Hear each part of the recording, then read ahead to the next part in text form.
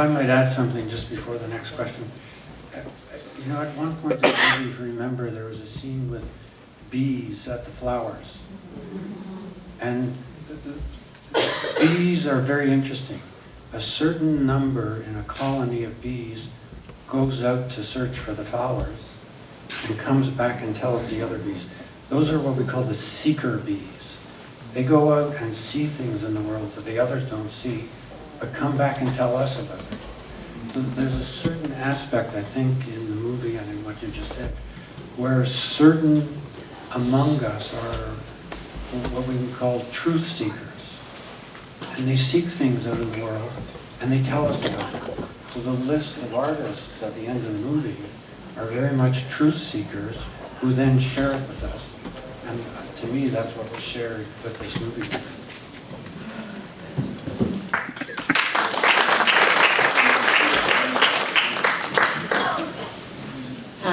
Yes, I'd like to add my thank you to others.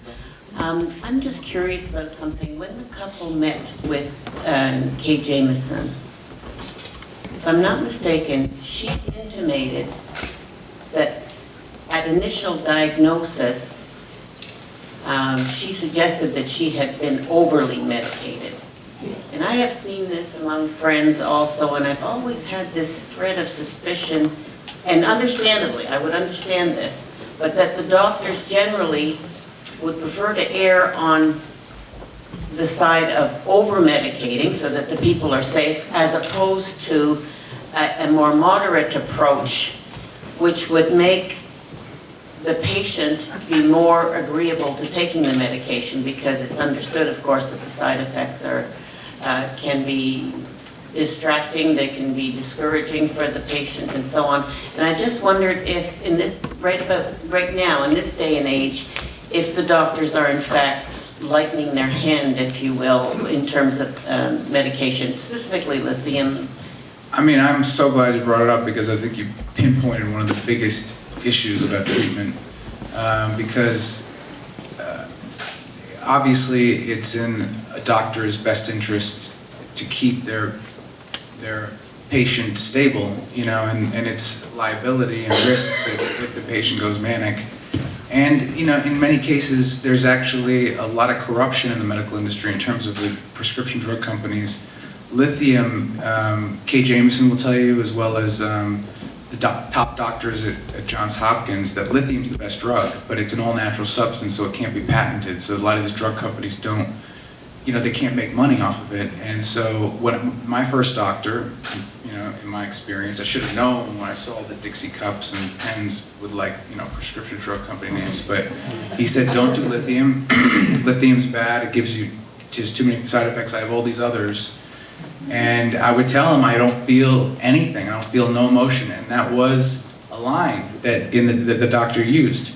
You don't know what normal emotion feels like because you haven't felt it in so long, you know, and he wouldn't listen to me. And that's exactly why the patients, because when you're over-medicated, it's like a waiting room for death. You're not living, you're not feeling. Everyone who lives out of emotion, like it's emotion that wakes you up, it's emotion that pushes you away from a fear, that drives you towards a desire. When you have no emotion, you're just waiting, you know, you're like a piece of ash just kind of looking around, and that's the thing, is the patients don't trust the doctors. But if the doctor, I'll tell you, the other issue is that doctors would never acknowledge this as a gift.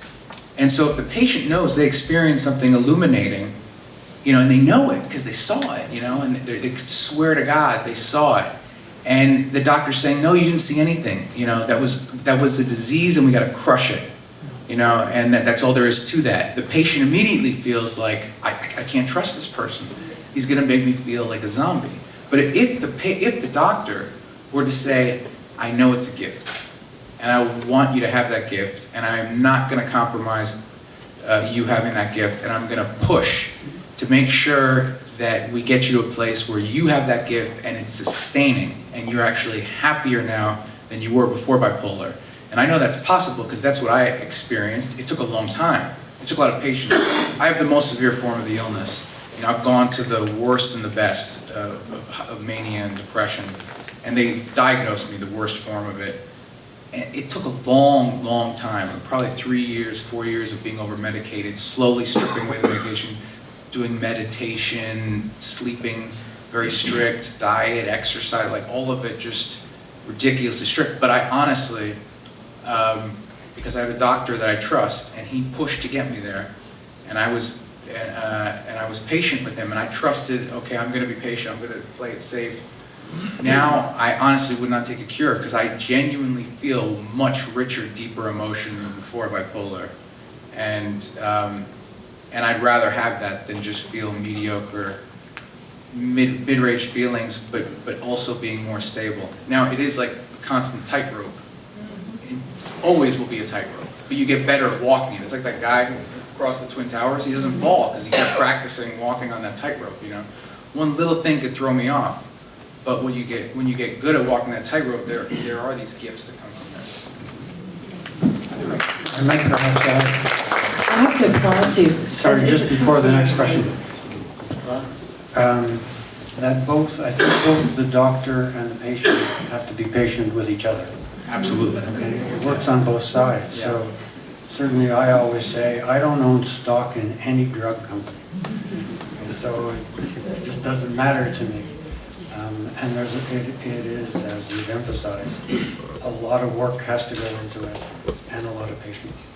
That's exactly right. I mean, because there are, as you know, there are patients that don't want to be patient, and there are ones that are greedy. They want the mania. Okay, question, please. Wow, what a courageous fellow you are. Obviously great discipline. Being able to keep the gift, or in some cases, some people say it is a demon. That's my question to you. You say it's a gift. I'm an artist myself. I'm not bipolar. But my question is, if you say it is a gift, and you have these incredibly high senses of things, then why do people want to commit suicide? That's the irony of this, so that's my question. Because when you're in the depression, it's such a hell that, first of all, it's such a hell that you would much rather be dead than death would be a relief, you know. When you're in the depression, you know, I mean, there's a reason why the people who jump off the Golden Gate Bridge face the ocean, because it's the most beautiful view, and it's a release. But when you're in the depression, you also have no hope that there's a way out. Your cynicism is so dark that you literally don't think there's going to be any way out. If you did have a hope that for me, if I had a hope that there's a way out, I was very close. I said goodbye to my father. I was working at that construction job, and I was watching my hand going towards the saw, and I was thinking if I could just move it a little bit to the right, it'll just be over, and it'll be this release to who knows what, but it won't be this. And I called my dad, and I told him, like, I just was trying to convince him. I have to reassure you that this is the best thing, and that if you knew what I was going through, you'd support it. And then he came, he left work, and he came to get me, and he's like, why? And I was like, I read this study today, and I am certain from this study that that there's never going to get better than this, and that it's going to be hell. And the study was a study of 15 people, he pointed it out. But because I was so depressed, I could only see that there was no way out of this. But if you get out of it, you emerge from those ashes, then not only is there something about having gone through hell that makes like everything around you so vibrant and sharp, and makes everything that used to be a pain feel like nothing. You know, there's almost like you've been kicking your feet so hard to get out of the abyss and you've been opening your eyes to try to see the light so desperately that when you come out, you see the light. You're stronger. But if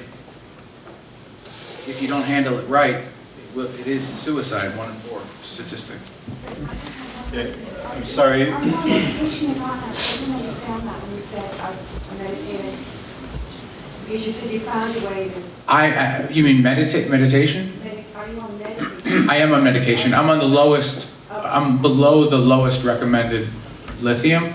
The lowest recommended is like 0.6, 0.7. I'm like a 0.4, but my doctor would never prescribe that for anybody else but me, just because of how intense my discipline is and how long I've been stable for.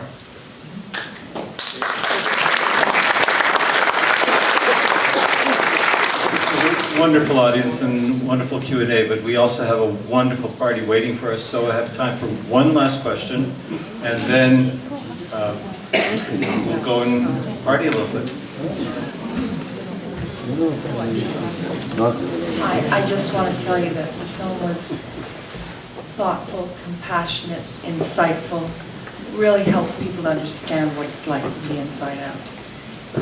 Just a question about medication. You're saying it took you 3 years of adjusting till you got to something that was right for you? 3 or 4, I mean... Constantly adjusting. Like slowly stripping away, but real slow adjustments. I mean... And just telling your doctor what it is you needed, what you were feeling, what wasn't good.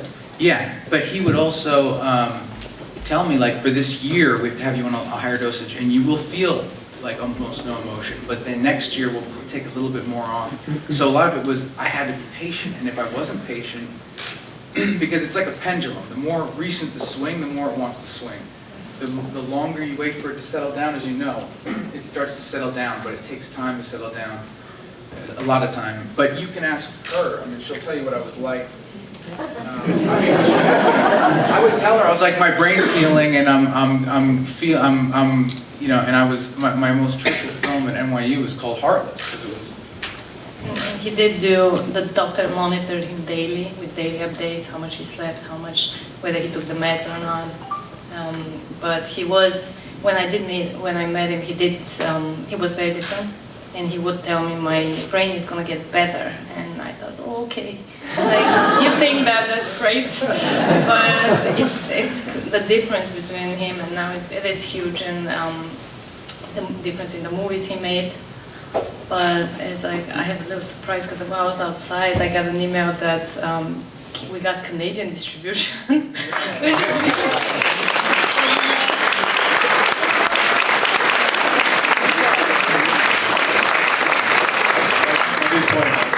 So we will have, what they said, I don't know, but theatrical release the same time as US release, which is in February. In time for Valentine's Day. So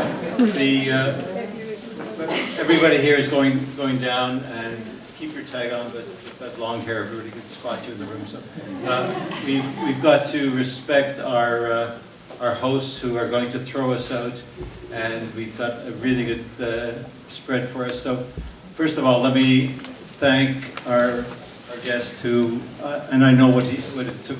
He's got 2 babies, and he left the babies back in New York so that he can get 2 days off. And both of you could get 2 days off. And did you sleep in this morning? Not too much. These are our second pair of 2 days in like 2.5 years.